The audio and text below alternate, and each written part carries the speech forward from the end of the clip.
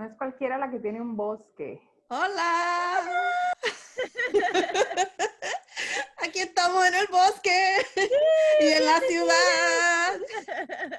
Hola, soy Liz Valle, estoy desde la ciudad de Chicago, en Illinois, al norte de los Estados Unidos.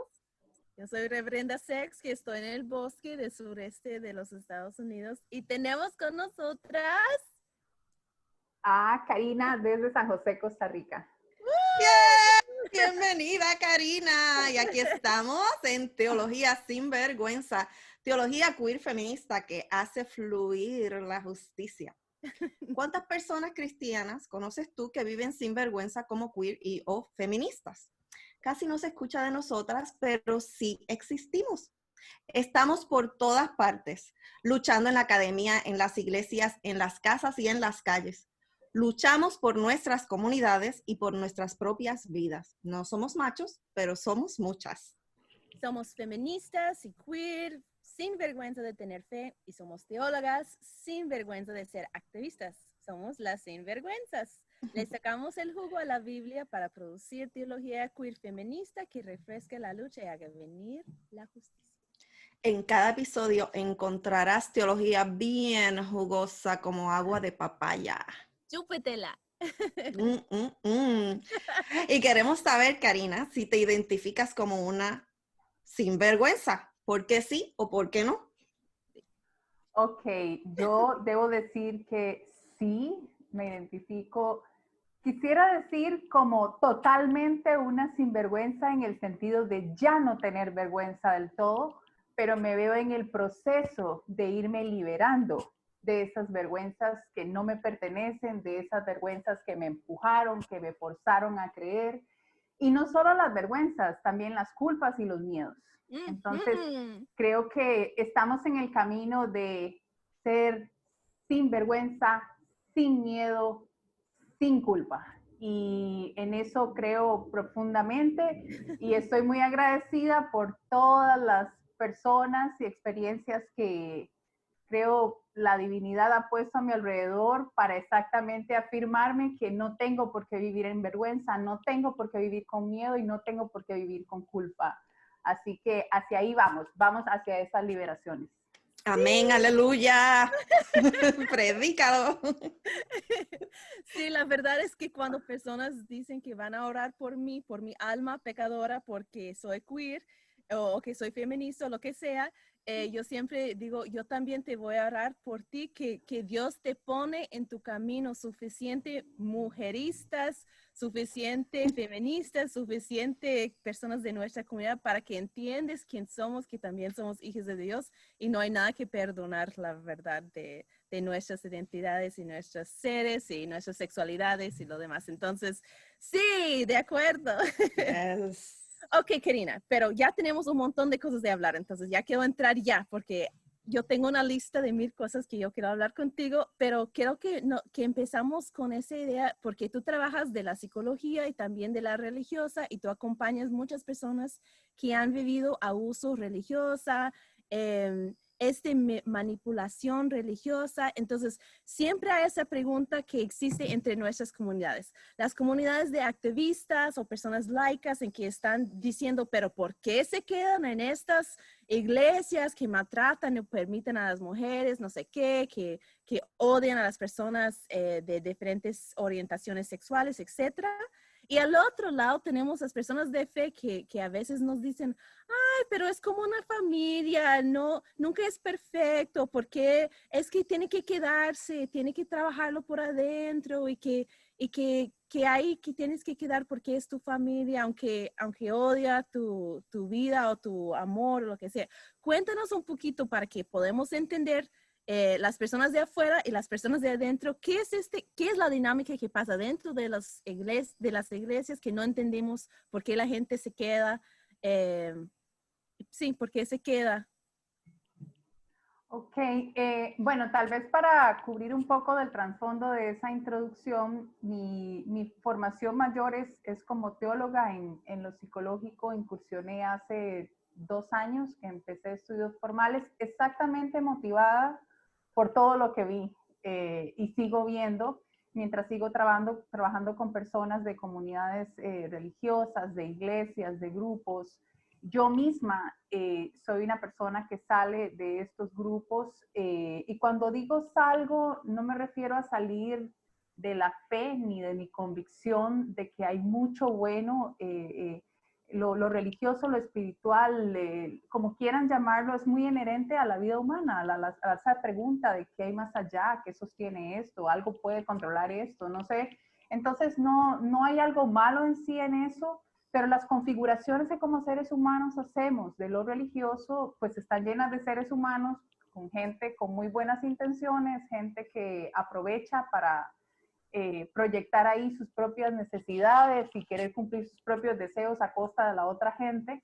Entonces, es este trasfondo mismo de mi propia lucha por liberarme y entender qué de aquí estuvo bien, qué no estuvo bien, pero también en el camino encontrarme con muchas personas, con muchas preguntas, muchas inquietudes, pero también con muchísimo lo que llamamos conflicto psíquico, o sea, personas en mucho sufrimiento, en mucho estrés, en muchísima enfermedad a raíz de no entender qué está pasando con ellas y con ellos.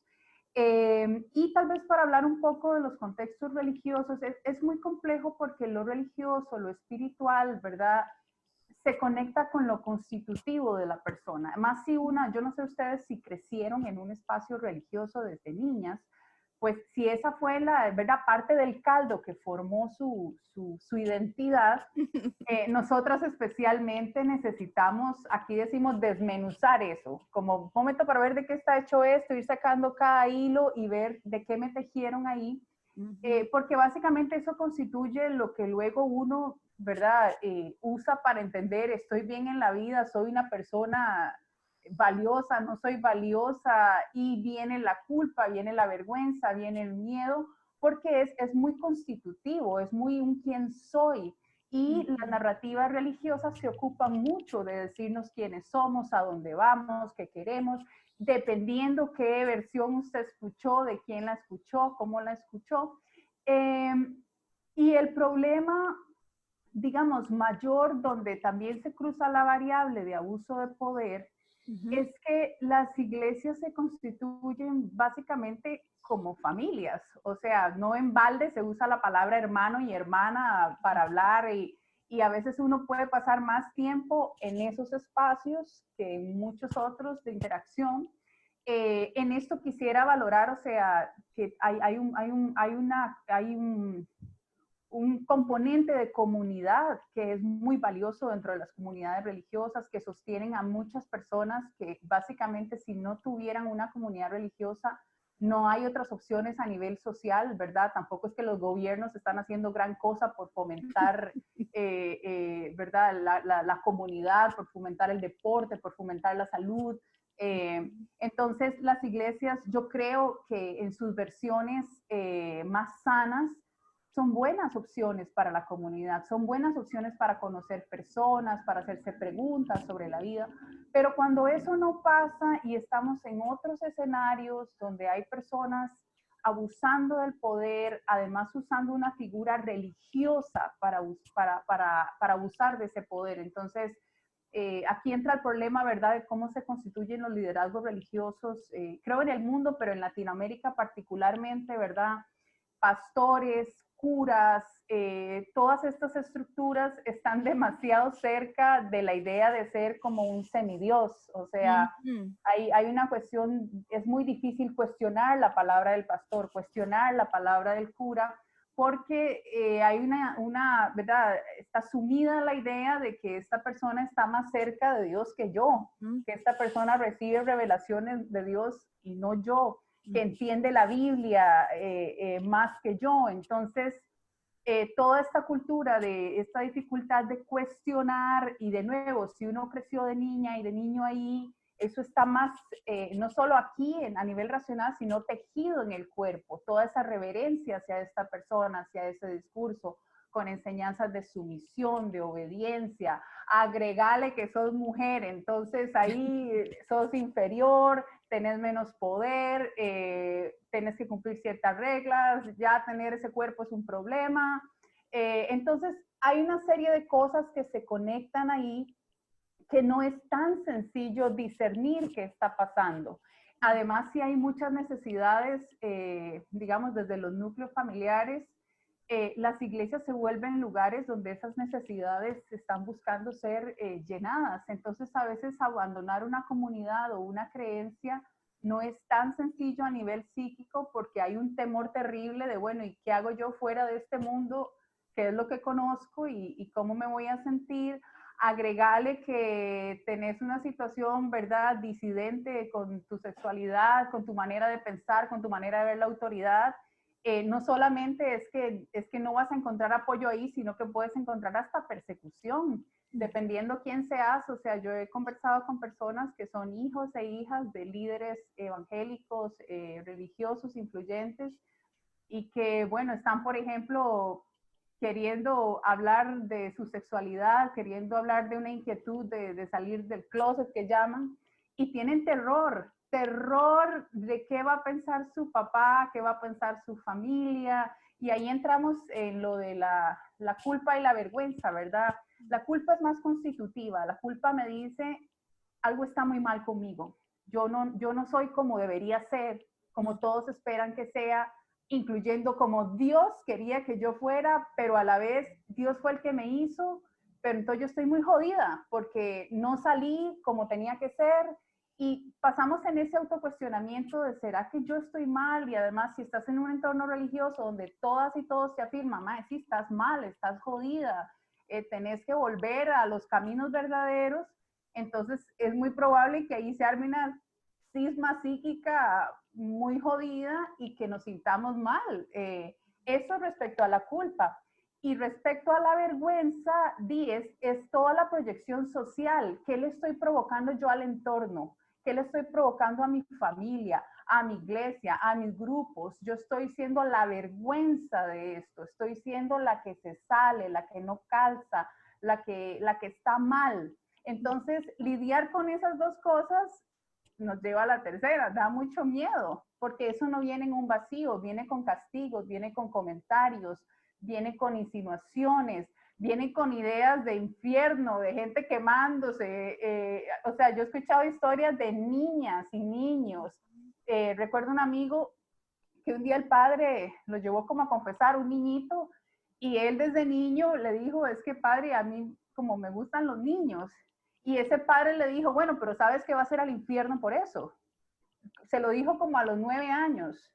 Y este amigo dijo, yo no quiero volver ahí nunca más, porque no puedo entender por qué Dios me quiere mandar al infierno. O sea, imagínate decirle eso a una cabecita de 9 años. ¿Qué está pensando la gente? Y ¿qué le significa eso a la persona? O sea, porque no se lo dije yo, la vecina, se lo dijo el representante de Dios, se lo dijo el que tiene la revelación y en nuestros ámbitos latinoamericanos habló Dios, básicamente. Entonces, por ahí está la complejidad. Aquí hay una complejidad espiritual, hay una complejidad psíquica, hay una complejidad física, de lazos familiares, de lazos sociales que no hace tan sencillo desprenderse. Y por último, digamos, cuando hablamos de personas jóvenes que están de por sí ya buscando la emancipación de sus familias, de pensar por sí mismos, y se junta esto, es una crisis que en realidad enloquece, en esas palabras, a muchas personas que sienten que están haciendo todo mal y que buscar tener una opinión o buscar validar su punto de vista les pone en la categoría de locas, histéricas, jodidas, rebeldes, jezabeles. Es muy complejo esto. Sí, sí, es como exactamente lo que para mí es tan importante. No todo el mundo tiene que ser personas religiosas ni de espiritualidad, sí, sino es algo que uno se requiere, pero sí, yo creo que es súper importante que sigamos como amplificando las voces de las teologías que no tengan estas ideas del infierno, que realmente estamos fuera del deseo de Dios por quien Dios nos hizo ser, ¿me explico? como incluso para personas con su sexualidad heterosexual, la sexualidad en sí ya pone el cuerpo como una duda, como un lugar muy como secreto que está muy abierto a mucho abuso. Entonces, es como muchas veces nos dicen como, ay, no, pero religión nada, porque entiendo, porque siempre al otro lado, cuando estamos luchando por los derechos humanos, casi siempre parece que son las personas religiosas que están al otro lado contra nosotras, las activistas y todo. Pero para las personas como yo, que yo estaba en la iglesia todo el día, todos los días casi, que quitarme un Dios que yo conozco, que está, como tú dices, como tejido en mi ser, en mi marca de cómo es lo bueno, cómo es lo malo, es como meterme siempre en lo malo y no hay escape. Entonces, como por eso tan importante que existe otras espiritualidades o otras teologías, incluso cristianas, que están luchando tanto para mostrar que que no tiene que ser así, que todavía uno puede ser una buena persona y ser una persona queer, una persona trans, una persona no monógama, una mujer, una persona con sexualidad abierta.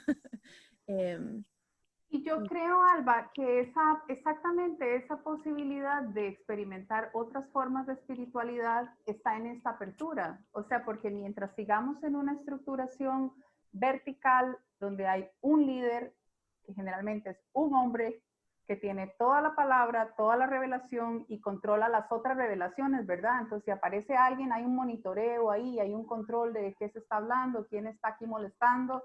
Pero en el momento en que decidimos apropiarnos de la espiritualidad, y no solo eso, sino que la descubrimos, que vemos que si hay un espíritu, si hay una deidad, si hay algo más grande que nosotros y que nos ama y nos busca, no necesita de toda esa estructura para encontrarnos. Y cuando nos encontramos con eso, empezamos a agenciar y empezamos a buscar por nosotros y nosotras mismas y empezamos a comprobar que muchas cosas sí son reales, pero si te salís de este cuadro tan pequeño, a mí me sorprende mucho, por ejemplo, el tema del uso de la Biblia. O sea, se usa la Biblia como el principal marco teórico para justificar, por eso hacemos esto, pero mucha de esa teología no tiene mayor base bíblica que un versículo sacado de contexto, o a veces yo veo gente que nada más dice un versículo al inicio como para enmarcar la cosa y luego es sus pensamientos de cualquier cosa. Y generalmente, si estás en una estructura muy machista, muy patriarcal, son discursos contra las mujeres, son discursos de sujeción, son discursos incluso como juzgando a los hombres que están buscando una forma alternativa de ser hombres. O sea, es como malo. Cualquier forma de agencia, cualquier forma de que no dependas de ese poder es una amenaza para ese poder, y yo no creo que la comunidad espiritual tenga que estar bajo un marco jerárquico, como que fuera una empresa, como que fuera un gobierno que te tienen que decir qué creer y cómo pensar. Y por eso es, o sea, acá hay más cosas, ¿verdad? Hay cosas de control, hay cosas de poder que obviamente no es conveniente que la gente piense, que la gente lea, que la gente busque. Pero cuando vos empezás a encontrarte con esas otras espiritualidades, que no es que son nuevas ni las inventamos, es que en el momento en que decidís dar pasos por vos misma y encontrarte y abrirte así como, si estás, aparecete, o sea, quiero saber qué es real de esta espiritualidad, la cosa fluye y empezás a encontrarte personas, experiencias, no siempre incluso en el campo religioso. O sea, yo he encontrado, siento, mucha de mi renovación espiritual en personas en medio de mis estudios, en personas, consejeros o terapeutas que he tomado, que me han invitado como, o sea, ¿y qué pasa si te quitas el miedo de preguntar? ¿Y qué pasa si un día pensás bien de vos misma? Porque, por ejemplo, por lo menos en la Constitución donde yo crecí religiosamente, uno siempre tiene un problema, uno siempre está mal, uno siempre está... Sufriendo. Y sí, siempre como que Dios está así listo para mandarte el rayo porque no cumpliste con todas estas cosas. Y es una manera de vivir que realmente genera muchísimo conflicto a las personas, enfermedad, además una cultura de juicio, ¿no? Porque entonces nos estamos midiendo para ver, Alba, qué tan espiritual estás siendo, Y todos son cuestiones externas, cuestiones muy superficiales que no tocan el fondo de los temas. Ok, vamos a ser bíblicos, entonces entremos a los grandes temas de la Biblia, entremos a la justicia, entremos a todas las formas en que o sea, yo veo, no sé, en toda la Biblia, a Dios, en la narrativa de la Biblia, esta deidad que interviene para decirle a las mismas autoridades religiosas qué diablos están haciendo con la gente a nombre mío. Entonces yo digo, bueno, y si yo un día pregunto al pastor de mi iglesia, ¿qué diablos está haciendo usted aquí? ¿Por qué le dice esas cosas a la gente? Yo creo que me parezco a la narrativa bíblica, pero resulta que no, porque yo no tengo, o sea, en la lógica de ellos, yo no estoy autorizada, mi teología no es autorizada, mi lectura de la Biblia no es autorizada, porque está en un marco de autoridad y de jerarquía que, perdóneme, pero tampoco es bíblico. O sea, nada más hay que leer un poquito la historia para ver cómo eso se armó y cómo un grupo de tipos ahí se armaron esta institución que no corresponde con una comunidad, o sea, y con algo tan particular como la espiritualidad, que es tan libre, que puede fluir, que se encuentra aquí, en este espacio de nosotras tres, está fluyendo una química, una energía, una espiritualidad que no viene de gratis, nos ha costado, nos ha dolido.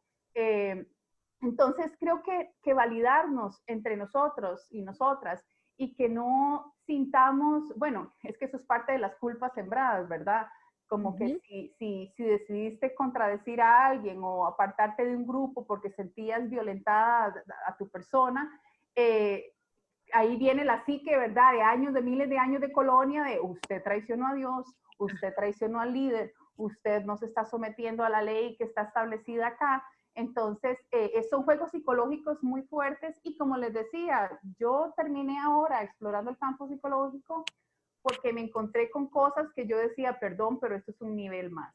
Esto es un nivel que no es una simple conversación de hablemos y un consejito, no, aquí hay personas con daño psicológico profundo y ese daño, lo peor es que se los hizo la deidad.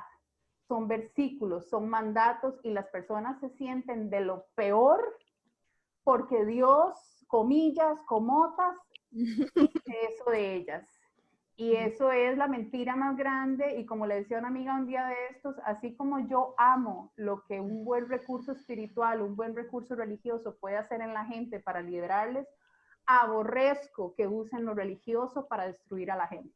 Porque eso no sé qué es más perverso, no sé qué es más sucio que aprovecharse de una creencia religiosa para controlar a alguien o para llevarlo a hacer algo según tu conveniencia. Eso es otro campo, creo, muy, muy delicado, que hasta ciertos niveles donde hay ya denuncias penales, por ejemplo, por líderes religiosos que abusan sexualmente a personas, que abusan económicamente a personas, yo creo que debemos trabajar en un marco legal para que estas personas tengan que rendir cuentas a la comunidad, a la sociedad, porque el problema que tenemos es meter lo religioso y lo espiritual en lo personal privado, pero es que, ¿cuál personal privado? Si son grupos, son asociaciones, son mandamientos, la misma gente, cuando encontrás comunidades donde la gente tiene que hablar en voz baja, ¿qué es esta vara? Un régimen fascista.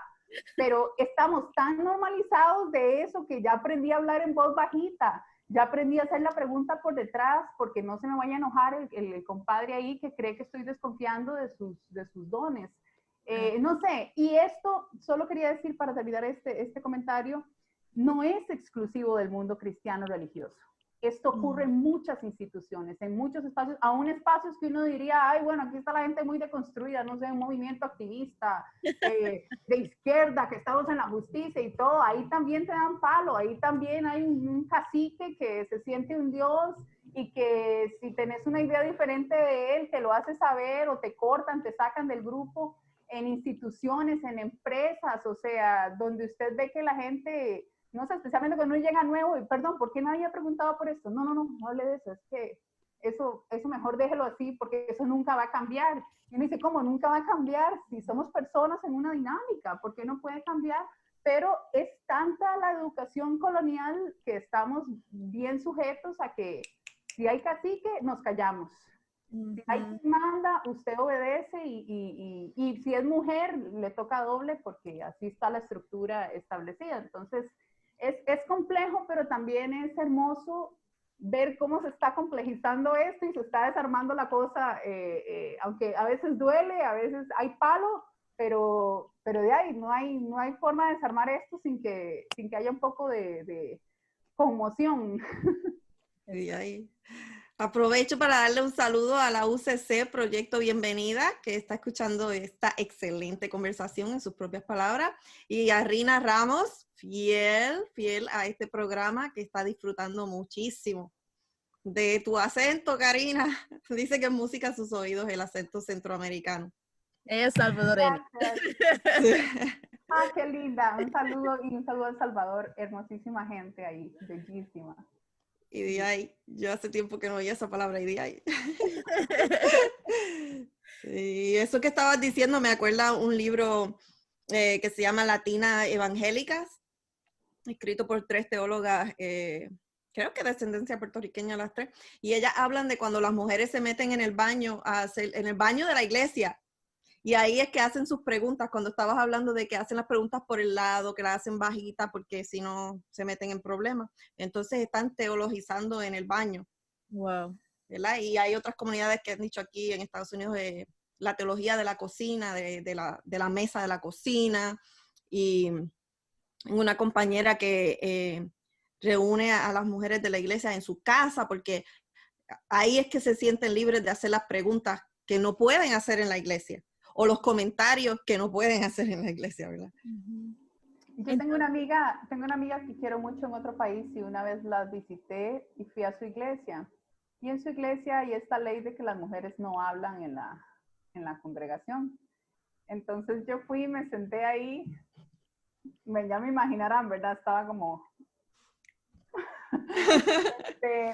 y entonces luego le pregunté a ella cómo se sentía ella de que las mujeres no hablan en el espacio público y solo lo hacen los hombres. Y ella me decía, bueno, pero es que las mujeres luego nos reunimos en otro lugar y hablamos entre nosotras. Pues yo, ok, o sea, eso es muy bonito, pero ¿por qué no se puede cruzar el diálogo de hombres y mujeres? ¿O por qué, por ejemplo, una mujer no puede enseñar en tu espacio? Y ella tiene un trabajo donde tiene mucho poder, tiene un trabajo donde es muy libre para ser la que da las órdenes. Entonces yo le preguntaba, o sea, ¿a vos no te parece extraño que en esta institución que no tiene que ver nada con lo religioso, se te da un lugar a vos como mujer, tenés gente a tu cargo, tomas decisiones, los hombres te tienen que escuchar y tienen pero cuando llegas a la iglesia, digamos, vos por lo menos tenés este otro espacio, pero ¿qué pensás de una señora que va de su casa a la iglesia, de su iglesia a la casa, y probablemente su esposo hace lo mismo en casa? O sea, de esta dinámica, o sea, ¿cómo te sentirías vos si sos mujer y nunca podés hablar? Y solo podés hablar cuando te dan permiso. Claro, no tenés esa experiencia porque podés hablar en tu trabajo y liberarte ahí, pero ¿por qué tendría que ser distinto en la iglesia? ¿Por qué en la iglesia cambiamos las reglas? ¿Por qué en la iglesia, no sé, yo a veces siento que volvemos al 1800, al 1700 y uno dice, ¿por qué si ya las mujeres hemos superado tantas cosas cuando regresamos a la iglesia? Una siente como que tiene que empezar otra vez a hacer las preguntas de allá atrás, o sea, hacerse preguntas que ya no son preguntas en otros espacios. Entonces, eso creo que habla de que algo no está funcionando bien, pero también a mí lo que me anima de esto es que yo sí creo que es necesaria esta liberación y es necesario que formemos otras formas de comunidad. Y de nuevo, esto no solo para la iglesia, para todo. O sea, a mí no me gusta el sistema educativo, no me gusta el sistema económico. Todos son cuestiones demasiado controladas por poderes particulares, con intereses particulares. Entonces siento que es rico cuando la gente se organiza y hace sus propias economías más locales, más de intercambio, o cuando haces tu propio sistema educativo con niñas y niños y implementas otras formas de aprender, de entenderse, de escucharse, ¿por qué no aplicarlo a lo religioso también? O sea, ¿por qué no empezamos a hacer otras formas de comunidad? No ocupas un edificio para hacer una iglesia, no necesitas un padre ni un pastor para hacer una iglesia. Lo que necesitas son personas que tengan algún interés por explorar esto que se llama espiritualidad, y más que eso, o sea, acercarte como sos, con lo que tenés y lo que estás oyendo, percibiendo, sintiendo de esa experiencia de espiritualidad, para compartirla, para preguntarla. Pero si no hacemos estos refugios entre nosotras y nosotros, vamos a quedar como por ahí, sintiéndonos solillos, sintiéndonos solitas, como mira, yo le fallé a mi comunidad, me salí, ahora me quedé sola. No, no estamos solas, lo que nos falta es juntarnos. Por eso me encantan estos esfuerzos, ¿verdad? De ustedes acá, los grupos que arman. Tengo amigas que han venido a sus grupos y yo digo, qué lindo, porque estas amigas mías estarían muy solitas por su lado, pero cuando nos juntamos no somos, como dicen acá, 5 gatas, somos un montón de gente. Y de nuevo, no hemos perdido nuestra espiritualidad. A veces gente que me conoce a mí de aquellos otros tiempos, yo siento que les doy miedito porque es que ya usted no es como antes y bueno, gloria a Dios que no soy como antes. Amén. Pero digamos, hay muchas cosas ahí que hay que trabajar. Estoy viendo un comentario que está haciendo Rina y que quería hacerlo porque se conecta con lo que estaba pensando acá.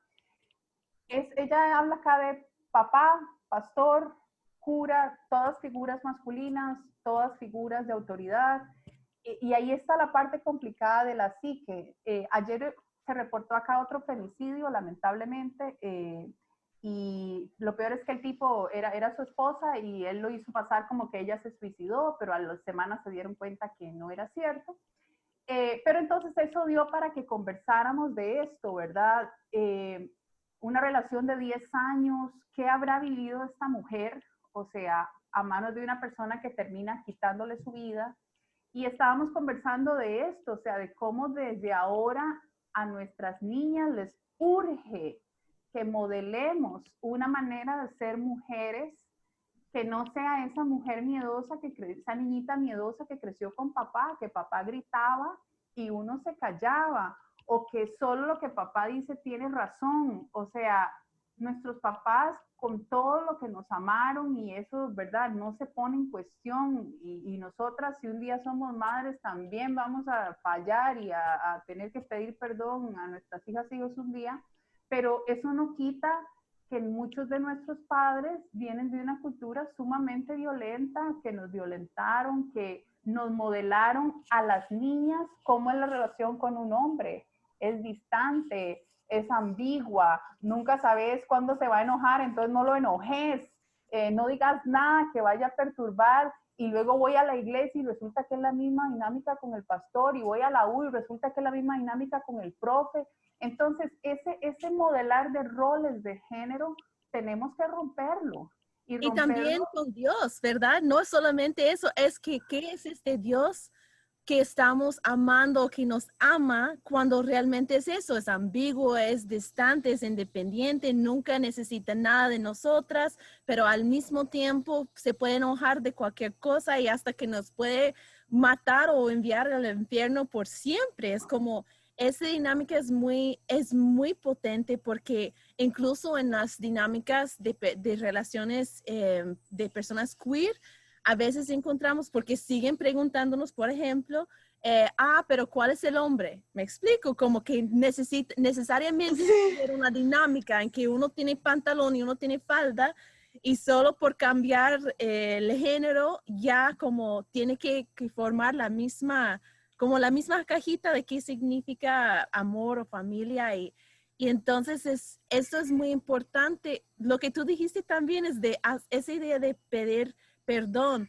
Para mí, como me enseñó de una forma que la persona que tenga poder nunca tiene que pedir perdón por algo que he hecho, algo de las cosas que es difícil para mí, y también como lo hago cuando necesito hacerlo, es pedir perdón a mi hija, porque a veces sale cosas, ideas o gritos que están por frustración o por enojo o por alguien que me había enseñado que debe o no debe ser una niña, y yo misma como mamá, yo tengo que pedir perdón a mi hija desde los 2 añitos.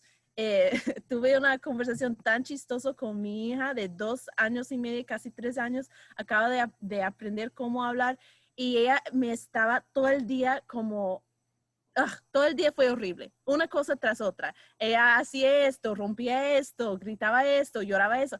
Y al final del día yo dije, Adelani, como es su nombre, como ya estaba aquí. Y después yo tuve que pedir perdón, perdóname por haber gritado. Ella me toca la carita y dice, lo sé, mamá, estás haciendo lo mejor que puedes. Y yo, claro, me salió las lágrimas, pero claro, en tu mente de 2 añitos no fue nada de su culpa, nada que había hecho por horas y horas, pero qué lindo aceptación de mi experiencia diciéndole perdón, como que ella me recibió, no con enojo, pero con ese perdón. Y entonces, es algo que tenemos que aprender como padres, también no solamente con los hijos, pero con las parejas, con las amigas, como es importante. Alba, y eso, ese ejemplo que acabas de poner con tu hijita, me parece que es muy bueno para introducir a este tema del perdón.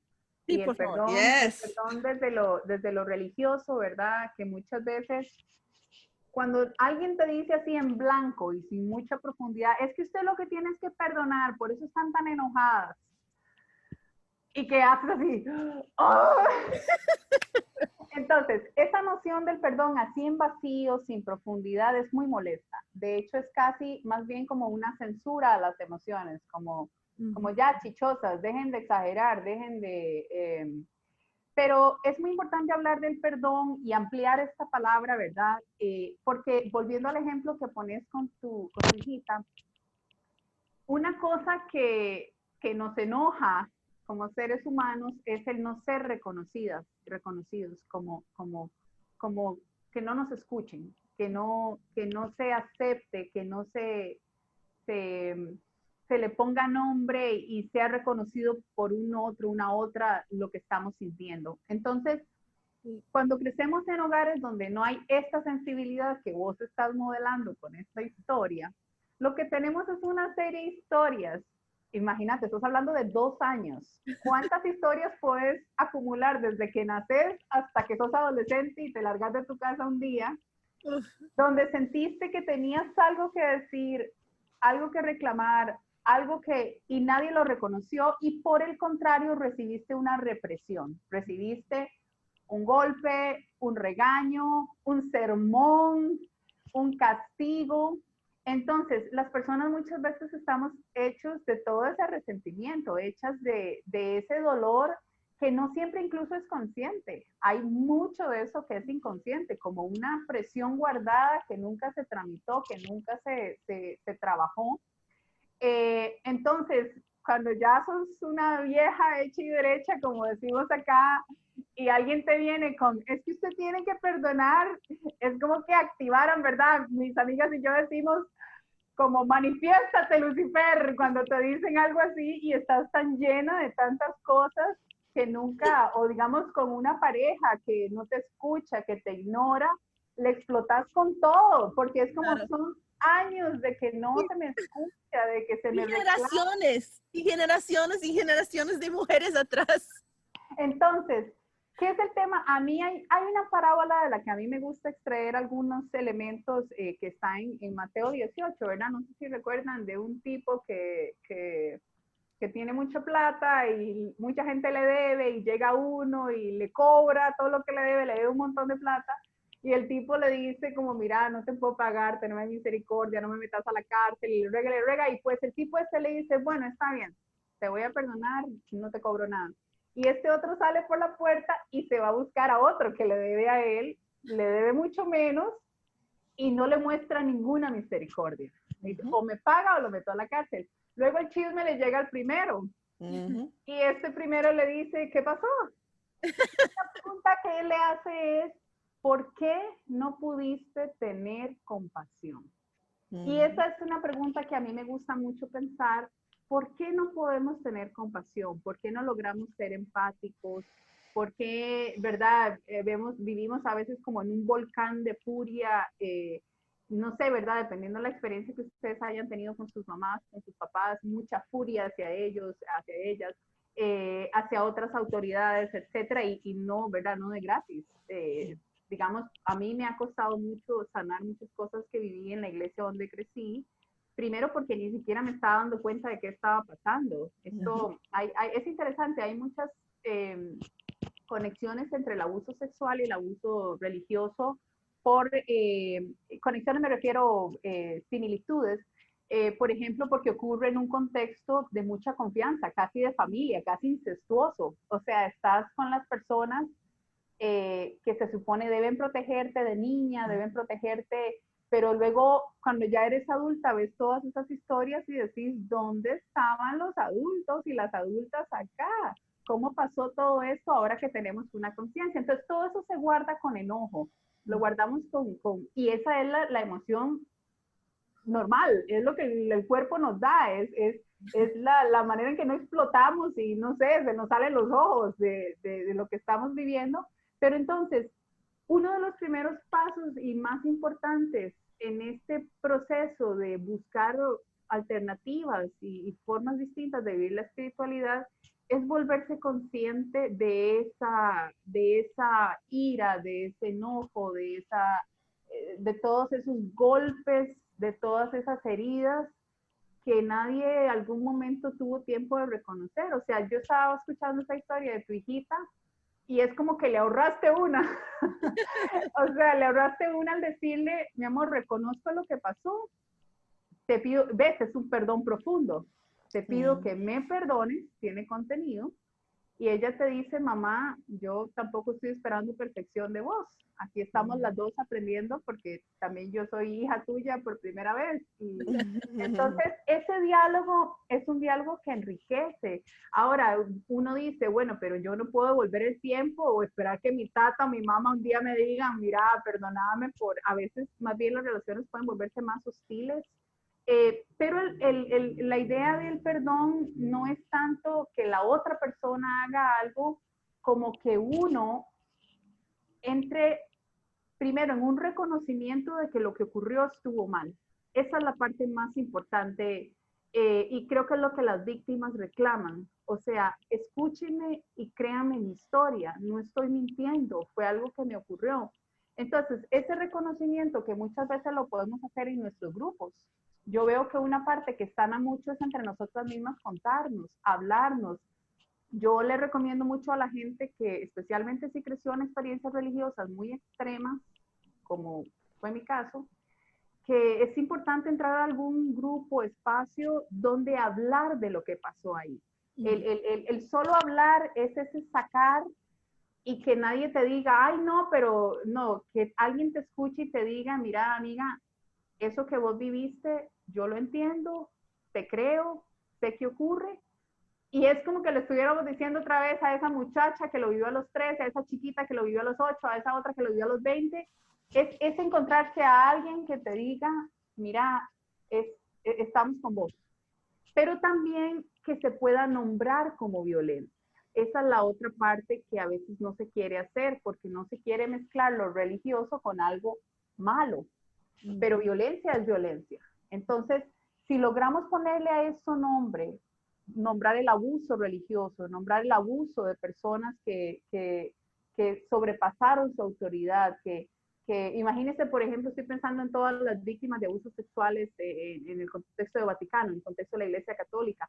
Todas esas personas lo que desean es una disculpa, lo que desean es un sí, lo hicimos y estuvo mal. Y un perdón histórico, porque son miles y miles y miles y miles, pero eso no ocurre, es difícil. Y cuando ocurre es ahí de vez en cuando, con una rogadera, con una gran pompa. O sea, no es eso, es que lo reconozcan y que eso lleve a una acción. Dejen de hacerlo, hagan algo para detener a sus curas. Porque si no, ese perdón, no me venga con esas tramas de perdones, porque es mentira, no lo sintieron. En cambio, en el perdón profundo, digamos, en el caso de alguien que se va a disculpar, esto implica un cambio de acciones. Pero mientras eso no ocurra, es importante para nosotras buscar la sanidad.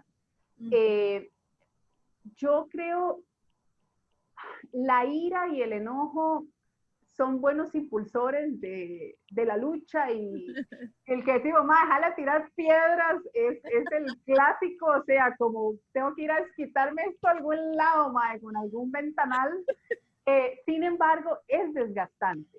Sí. Eso mismo, ¿verdad? Genera una dinámica que primero, podemos infligirle el mismo dolor a alguien que no tiene que ver nada con esto. Pero cuando nosotras logramos bajarle a la ira, soltar esa ira, aceptar que nos pasaron estas cosas, aceptar que las personas en el momento no reconocieron su agresión, pero que ahora tengo otras comunidades que sí me lo reconocen y que sí tengo herramientas para dejar salir esa olla de presión, dejar salir esa furia, ese miedo, esa culpa, esa vergüenza. Eso te arma como otra persona para poder enfrentar estos mundos de agresiones, para poder seguir en una lucha real por la igualdad, y que pensemos más estratégicamente desde la reconciliación y desde la compasión y la misericordia, porque de nuevo, yo ahora tengo una manera de pensar, ¿verdad? Pero en otro tiempo pensaba muy diferente y también agredía a muchas personas desde lo religioso. ¿Verdad? Si pudiera devolver el tiempo, a las pocas que me he encontrado, he tratado de hablar con ellas, pero no es algo que haces creyendo que es malo. Crees que estás agradando a Dios cuando en realidad estás agrediendo personas. Entonces, pero ¿cómo cambiaste, Karina? ¿Qué pasó para ti? ¿Cuál es el modelo para ti que podías como ver, pues no es el amor, es otra cosa que está saliendo, esos pensamientos, esas dinámicas? para mí son dos cosas. Una, la deidad misma, o sea, yo interesantemente, a pesar de todo el discurso tan distorsionado de este Dios patriarcal y tirano, castigador, cómplice del sistema, a la par había otra voz que exactamente me decía, ma, esa vara está mal, salga de ahí y venga la liberación. Es Y yo Dios. creo que al fondo yo elegí seguir esa voz siempre, y siempre lloré pidiendo luz, pidiendo cómo hago. Y creo que eso, ¿verdad? Al lado de personas que aparecieron y siguen apareciendo en mi vida, que me soportaron tal y como yo era, me escucharon, y su reacción, en lugar de decirme, oh, cuadra, no sé, insultarme, fue, mira, te quiero regalar un libro que tal vez te puede interesar. También siento que me fueron llevando como, o sea, con cosas que yo podía escuchar en ese momento. Entonces, porque su interés no creo que era convertirme de un bando, sino que yo lograra encontrar libertad para mi vida. Porque yo, pues realmente eso se vive en mucha angustia, se vive en mucho dolor. O sea, cuando uno vive en un sistema fundamentalista y trata de calzar con todas las reglas que están ahí, es muy difícil sentirse bien, porque nunca eres suficiente, nunca alcanzas la meta, nunca se alcanza lo que ese Dios o ese Dios en este caso, ¿verdad? Muy masculino, te pide. Sí. Pero yo creo que podemos encontrar nuevas maneras de hacerlo, pero esas maneras no pueden saltarse el paso de la sanidad. La sanidad en la ilustración más básica, ¿no? De que hay que entender que esta violencia deja secuelas. Muchas secuelas no son perceptibles. Y en la conversación, en el escuchar, para algunas personas va a implicar un terapeuta, porque son casos más complejos, son violencias muchísimo más complejas. Se va a ocupar apoyo de comunidad, etcétera, pero por eso urge que armemos comunidades alternas. Y ahorita que estamos en este Armagedón del mundo, tenemos esta herramienta como Zoom para juntarnos, para hablar, para preguntar cómo estamos. Yo sé que algunas personas han tenido que regresar a sus familias, y a veces las familias no se llevan muy bien, entonces hay mucha presión, hay mucho dolor. Entonces podemos hacer grupos pequeños, grupos para conversar, y de nuevo, todo empieza por ahí, conversar y decir, bueno, yo también viví esto. De hecho, a veces me he preguntado, gente que dice, yo me pregunto si esto estuvo bien o estuvo mal, porque no pueden discernir dónde está lo violento. Y esa es una tarea que tenemos como sociedad, no poder ponerle nombre a lo violento, especialmente lo violento simbólico que está muy, muy normalizado, que se ve como la práctica normal. Esa es la que se termina diciendo, bueno, pero en todo lugar hay errores. Suave en toque, están los errores y está la violencia. Entonces, la violencia es de otro índole, la violencia no respeta, no escucha, se impone, es soberbia. Entonces, necesitamos como entrar en ese diálogo. Y yo digo, o sea, no es que no haya, hay comunidades muy bonitas. Yo he visitado comunidades espirituales muy lindas donde no hay esa soberbia, no hay ese liderazgo vertical, es más una comunidad. Pero donde no lo hay, o sea, ¿para qué desgastarte yendo a un grupo, a un espacio donde te dan palo, donde tu opinión no es escuchada, donde todos los días te recuerdan que no eres lo que esperan? Es complejo esto, y creo que la única manera de superarlo es encontrarnos y unirnos con quienes creemos que todas las personas son valiosas, que son dignas, y que la sabiduría que ocupamos vamos a encontrarla como comunidad, y en el caso de las personas que son creyentes, con la guía ¿verdad? De esta espiritualidad, de este conjunto de conversación, de sabiduría, Eso, poco a poco vamos trabajando. eso último que dijiste de que también hay comunidades cristianas muy bonitas que has visitado, Benjamín Sandilu, que se une a nosotros desde Argentina, estaba conversando sobre eso. Y él además sugiere que las personas que han sobrevivido a este tipo de violencia de las que estás hablando, pues son las mejor ubicadas para modelar otros medios, ¿no? Ya que si lo sufriste en tu carne y en tu vida, pues entonces modelar otro tipo de liderato que no es abusivo ni violento. Saludamos también a Paola Díaz, a Sazú. Sí, Sazú, el COVID nos devolvió las iglesias domésticas sin clericalización. Bueno, lo de que el COVID nos lo devolvió fui yo, pero lo demás lo dijo Sazú. ¿Quién más nos saluda? Ah, Vivian Arguedas Molina. Gracias a todas esas personas que nos están escuchando desde Latinoamérica. Yo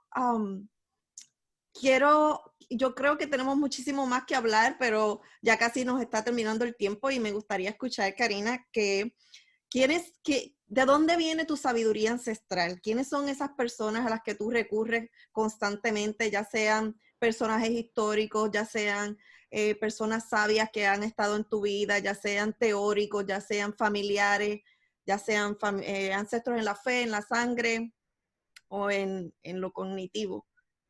¿A quiénes tú te pasas citando? ¿De dónde sacas tus ideas?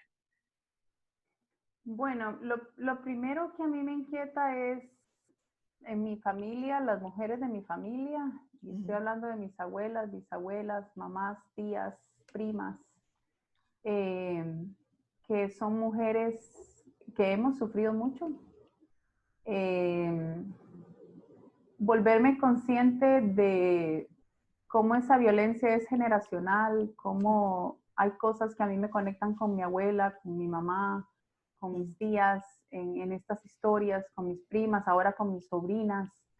Eso, no sé, eso te da, yo creo, una rabia santa, un deseo de vamos a seguir este legado y lo vamos a hacer mejor. Hay muchas historias dolorosas, y creo que esas cosas es importante saberlas para entender que esto no viene de un vacío. O sea, la razón por la que crecemos como crecemos viene de un contexto familiar, vienen de prácticas, enseñanzas, creencias, estructuras, configuraciones que han venido pasándose ahí sin ser cuestionadas. Entonces, en medio de todo el dolor que hemos vivido, yo veo que mi familia es una familia de mujeres fuertes que han tratado de salir adelante con los pocos recursos que han tenido, porque también esto cambia de generación en generación, ¿verdad? Ahora nosotras, por dicha, tener esta reunión, imagínate, yo hubiera querido esta reunión para mi abuela, para mi bisabuela, para mi mamá, hubiera querido esto. Ellas todavía están, o sea, mi mamá, mis tías, y yo veo que ellas poco a poco también van reflexionando, a veces con una nostalgia, ¿verdad? Ellas le dicen a uno como, ay, mamita, yo hubiera deseado poder saber esto antes, hubiera deseado. Entonces, creo que eso también pone sobre nosotras una responsabilidad con las muchachas más jóvenes, con las niñas y entre nosotras mismas.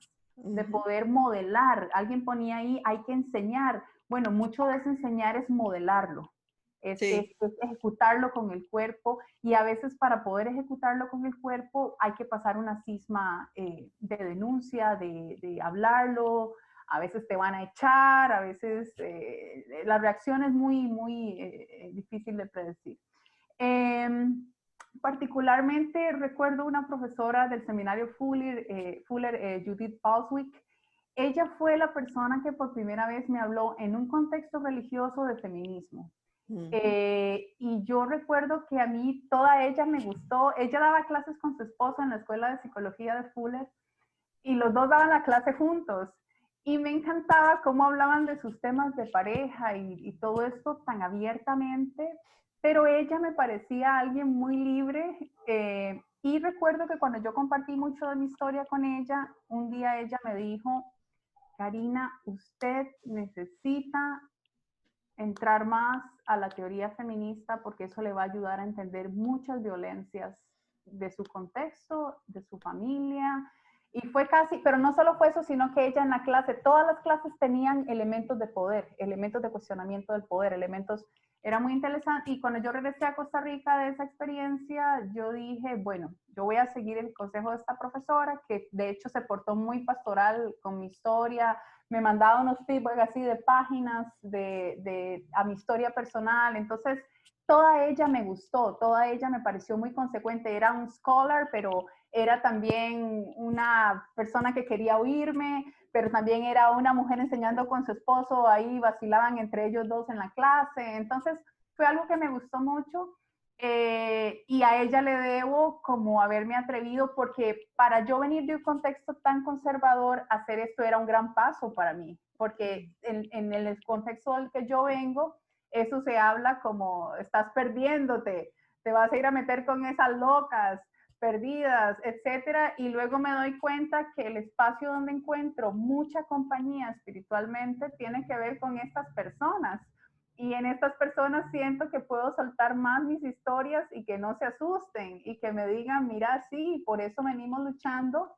Y encontrarme incluso, ¿verdad?, con esa experiencia de personas no creyentes, de personas que no profesan una religión, pero que nos encontramos en nuestros valores sumamente unidas y muy consecuentes en su práctica, etcétera. Y de nuevo, esto no es idealizar a nadie, es simplemente dejar que la vida te lleve a conectarte con las personas que pueden acompañarte y a las que vos puedes acompañar, pero que no me digan con quién tengo que estar, que no me digan que me van a echar, que no me digan que si no pienso así, entonces no pertenezco. Perfecto. Entonces, si no pertenezco, gracias por afirmármelo, y voy a buscar una comunidad donde yo sí pertenezca. No es que no van a haber conflictos, no es que no van a haber puntos encontrados, pero si no hay misericordia, si no hay empatía, si no hay esta capacidad de entender que todas y todos estamos en este camino de liberarnos de este sistema colonial asqueroso que nos dejó esta herencia de estructura social, familiar, educativa, religiosa, es muy difícil. Y creo que una llega a un punto donde no hay vuelta atrás. O sea, ya esto no puedo. Ya no puedo estar en un espacio donde a mí me dicen que tengo que estar en silencio, ya eso quedó muy atrás. Eso no, eso me es una señal clara para mí de que yo no pertenezco ahí. Entonces, no sé, son muchas cosas y solo por mencionar eso, y ahorita que estoy estudiando, pues hay muchas autoras, feministas, creyentes, no creyentes, que estoy siguiendo. Tal vez una de las primeras, Judith Butler, es alguien que estoy leyendo mucho ahora por la universidad, pero me alegra mucho. Tengo una profesora que me pasó mucha literatura de ella. Marcela Lagarde, desde el inicio, en el primer programa de estudios que hice, me gustó de ella, bueno, que fuera latina, pero también que escribe sencillo. A mí me gusta la gente que escribe para que se entienda. Y gente como Elsa Tames, Irene Folkes, que siempre escribieron pensando en las comunidades, siempre escribieron una teología que fuera útil para los grupos de personas que tal vez tienen menos estudios, que están como en un lenguaje sencillo. Eso me resulta muy atractivo de cualquier forma de conocimiento, y trato de imitar también eso, escribir sencillo y hablar sencillo. Bueno, se llama sencillo etiqueta comparado a aquella taxonomía extraña que nos meten en las universidades, porque realmente no hay razón para hablar así, excepto que tengas que construir un modelo ahí teórico para no sé qué tesis. Pero en la vida real podemos hablar así de cosas muy profundas y Claro. encontrar que las personas se conectan con eso. Todos estamos viendo, todas y todos estamos viviendo situaciones muy similares, incluyendo los hombres. O sea, los hombres también necesitan hablar de sus dolores, de lo que el machismo les hace hacer, que ni ellos quieren hacerlo, pero tienen que cumplir con esos malditos regímenes de hombría. Ocupamos todas y todos hablar y soltar toda esta represión, soltar todos estos golpes antiguos y poder construir desde ahí, ¿verdad? Comunidades. Y de nuevo, yo soy totalmente creyente que la iglesia está viva, pero está viva en todos los colores. No me pongan una forma específica, porque entonces ahí ya sí estás entrando en una enseñanza antibíblica. O sea, nadie hizo una iglesia institucional como la que hay ahora. Eso es una invención humana. Pero la iglesia, cuerpo de creyentes, eso está en todo lado, en cualquier espacio, en las que nos están viendo ahí en Facebook, en gente que no es creyente, o si es creyente, eso ya no importa. O sea, porque al final, si somos personas, seres humanos, tenemos una dignidad y el dolor nos conecta, la alegría nos conecta. Y yo, si alguien quiere escuchar mi experiencia de fe, con mucho gusto le cuento, le digo mis versículos, le digo todo lo que usted quiera, pero también si a usted no le interesa eso, le puedo contar muchas cosas que yo vivo que se parecen a las suyas y eso no nos quita la oportunidad de ser grupo, de ser sanidad, etcétera. Entonces, no sé, pienso que estamos en una época muy bonita, que no deberíamos extrañarnos de que haya resistencia hacia esto, porque sí hay gente perdiendo poder, sí hay estructuras perdiendo poder y eso nunca lo van a pasar de gratis. Pero bueno, y finalmente de la pregunta yo tengo muchas amigas que son como mis hermanas y estos espacios para mí son sumamente alentadores y agradezco a ellas que están ahí, que en cualquier momento les cae un mensaje de voz mío en mis existencialidades y que siempre tienen tiempo para escuchar o para decirme más, está muy loca o algo así, o sea, y es buenísimo, o sea, poder tener con quién contar, porque eso tampoco debe tomarse por sentado, o sea, hay gente que no tiene con quién contar y nosotras nos tenemos a nosotras mismas y a mí me gusta ver esta nueva generación de mujeres, nueva generación de niñas, de señoras también, hay que acompañar a las señoras, a veces uno piensa como, bueno, pero ya esa va, no, o sea, las señoras tienen mucho que sanar, las señoras ocupan que las escuchen, especialmente a ellas, nadie les escuchó sus abusos, esposos abusivos de años, y ahora son viudas, muchas de ellas, si pudiéramos tomar tiempo para hacer espacios con ellas, tenemos que honrar a todas las mujeres y pues bueno, hay iglesia para rato, hay Gracias. para rato.